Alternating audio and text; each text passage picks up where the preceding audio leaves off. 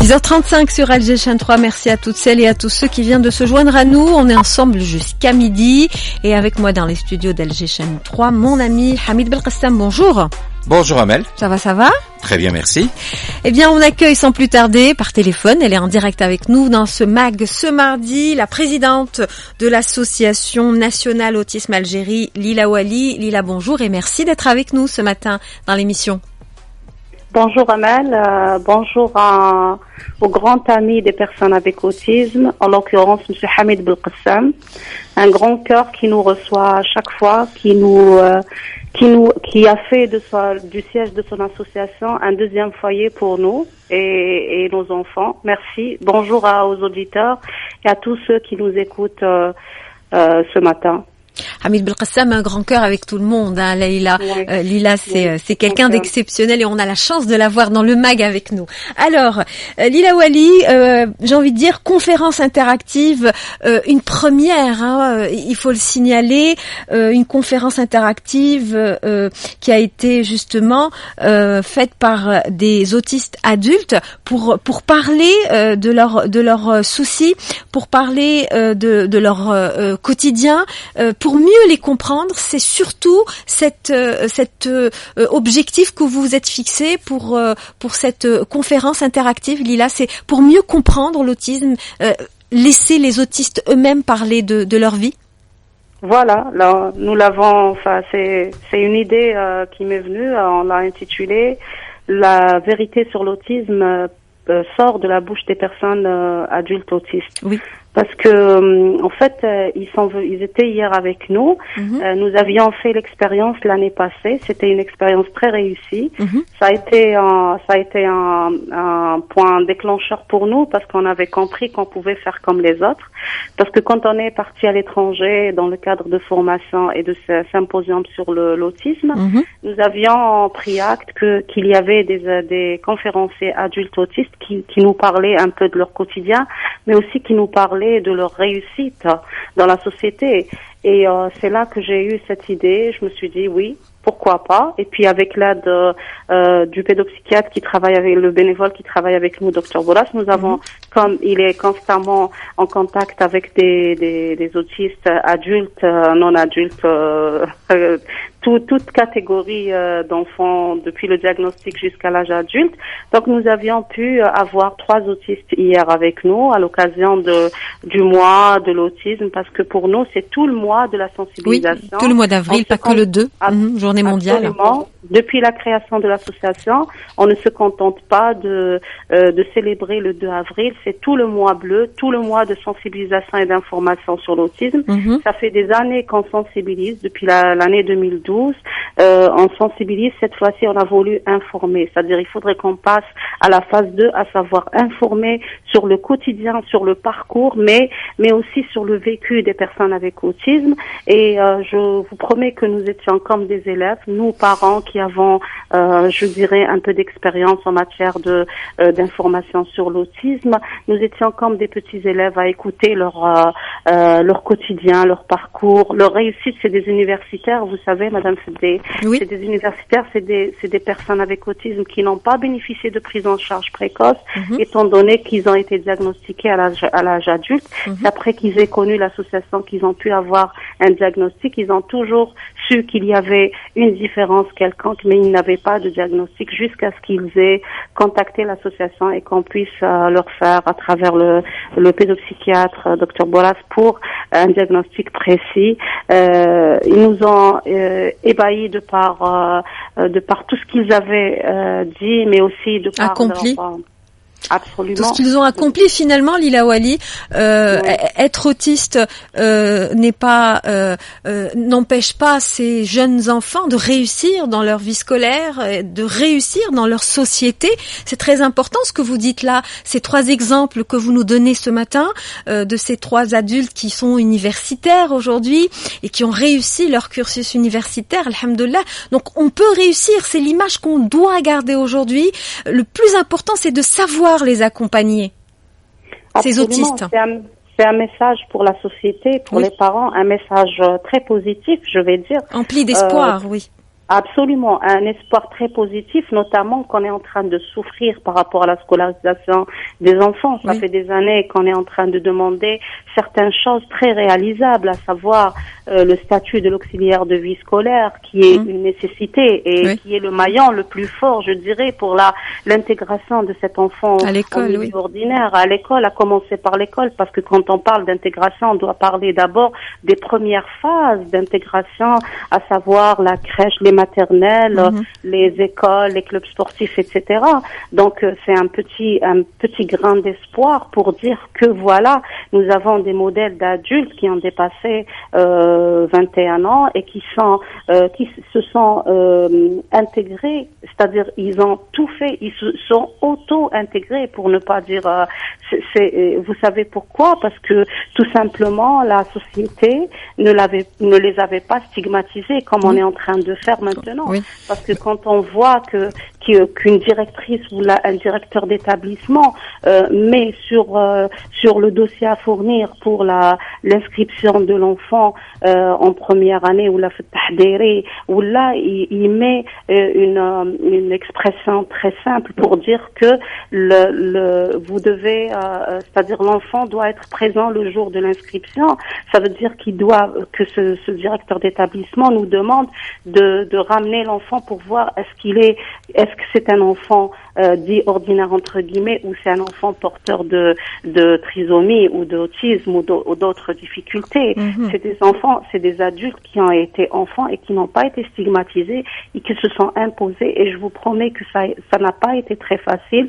C'est un véritable parcours du combattant, parce que nous avions hier justement à travers la conférence pris acte, nous adultes intervenant auprès des personnes avec autisme, parents, société civile, nous avions pris acte que ce n'était pas du tout facile, que c'était des efforts immenses. Consentis, oui. Hamid Belkhassam. Justement, madame, cette expérience de 3 personnes, est-ce l'arbre ou les 3 arbres qui cachent la forêt? Le véritable drame, on le sait tous, on vit tous dans la société algérienne. Les parents d'enfants autistes connaissent un véritable drame en matière de scolarisation de leur c'est un combat quotidien qu'ils mènent. C'est un combat au quotidien. On en parle au plus haut niveau de l'État depuis un certain nombre d'années, mais aujourd'hui, nous sommes le mardi 26 avril 2022, en Algérie.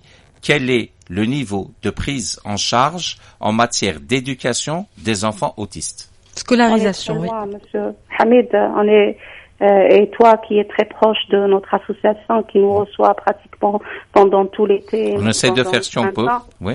Voilà. Donc, tu le sais très bien, tu sais que nous sommes en train de mener maintenant une véritable bataille contre les mentalités, parce que à partir d'avril 2021, où le chef du gouvernement était sorti pour dire qu'il fallait trouver des solutions pour ces personnes avec autisme, mais sur le terrain, on entend toujours parler de stigmatisation, on entend toujours parler de ما نقدرش نقبل وليدك وما نقبلش l'auxiliaire, ou l'auxiliaire ممنوع تدخل القسم, ou l'auxiliaire ممنوع تكتب له, ou l'auxiliaire, quand on sait que le maillon le plus fort, comme je disais tout à l'heure, et pour la réussite de cette prise en charge était l'auxiliaire de vie scolaire, et qu'on sait qu'au jour d'aujourd'hui, comme vous venez de dire, nous avons toujours des problèmes à avoir un statut clair, net, qui est cet auxiliaire, qui paye cet auxiliaire, qui recrute cet auxiliaire, qui forme cet auxiliaire, quel est son statut à l'école.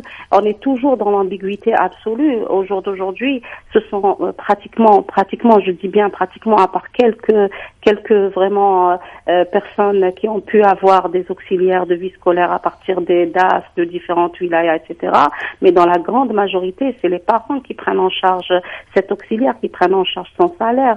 Vous êtes en train de nous dire, Madame Wali, Lila Wali, présidente de l'Association nationale Autisme Algérie, que malgré l'avancée sur le discours politique, sur le terrain, nous avons dans une école républicaine, algérienne, démocratique, mais non populaire, puisque vous avez 2 catégories d'Algériens. Les Algériens dits entre guillemets valides, et les Algériens autistes n'ont pas le droit à la même qualité pour leur scolarisation. Oui, Oui, tout à fait, je le confirme, Hamid. Lila, c'est juste pour aller dans la précision, hein, s'il vous plaît, ce n'est pas au niveau national, ce n'est pas toutes les écoles, mais il y a, j'ai envie de dire, des brebis galeuses qui empêcheraient des enfants autistes d'intégrer leur établissement scolaire. Heureusement que ce ne sont pas toutes les écoles, parce que nous avons des écoles modèles. Nous avons des écoles qui non seulement font de leur mieux pour intégrer cet enfant, installent toutes les conditions valables pour une bonne et une excellente scolarisation. Vous allez voir, par exemple, dans la page de l'association, qu'à chaque fois, on cite des modèles. Nous avons, par exemple, une école ici à Alger-Centre qui a 5 enfants autistes, donc 5 auxiliaires. 5 enfants en difficulté, dont 4 autistes, et donc 5 auxiliaires, et qui est là pour mettre toutes les conditions possibles. Ils sont là à l'écoute de l'enfant, à l'écoute des parents, à l'écoute de cet auxiliaire-là, dans le respect absolu. C'est à Alger-Centre, c'est l'école Khamsa, elle est juste à côté, elle est juste là. Et puis nous avons d'autres écoles, nous sommes partis à l'intérieur du pays. Oui, au niveau national aussi, oui. J'ai trouvé une école à Adrar où l'enseignante, elle sort carrément quand l'enfant commence à faire sa crise, elle sort avec lui, elle essaie de l'apaiser, elle fait de son mieux, il est là devant elle, pas dans un petit coin au fond de la classe à être marginalisé, stigmatisé. Mis de côté, oui. Nous avons dans cette école des enfants qui sont intégrés. De quelle intégration il parle? L'intégration, elle a ses bases. L'inclusion, elle a ses bases. Dans le monde entier, on parle d'inclusion. Nous, on n'est même pas arrivé à une intégration valable. Mais qu'est-ce qu'il faut faire, Lila Wali, pour pouvoir justement pour revenir un peu à la conférence d'hier, pour parler de l'expérience de ces adultes. Pourquoi je parle d'adultes? Parce que depuis 2012, on ne parle que d'enfants. Allah ghalib, c'est parce qu'on n'a pas pu régler vraiment les problèmes. Et on vous comprend.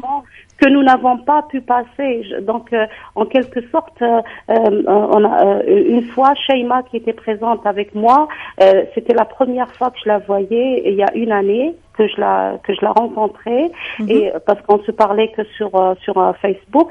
Et quand on s'est rencontrés à l'occasion de cette conférence qu'on avait donnée l'année passée, elle m'avait dit vous ne parlez que d'enfants, et d'abord on parle que d'enfants autistes alors qu'il y a des personnes adultes avec autisme. Elle m'a dit nous sommes les oubliés de la société. Donc pour ne pas vraiment confirmer son idée et pour dire qu'il y a des adultes, nous avons des adultes qui ont maintenant 50 ans dans l'association. Vous imaginez que Hamid connaît Adel qui a 40 ans, dans la maman à 68 ans, elle vit seule, elle est sans aide. Il n'y a pas d'aide sociale pour ces personnes-là.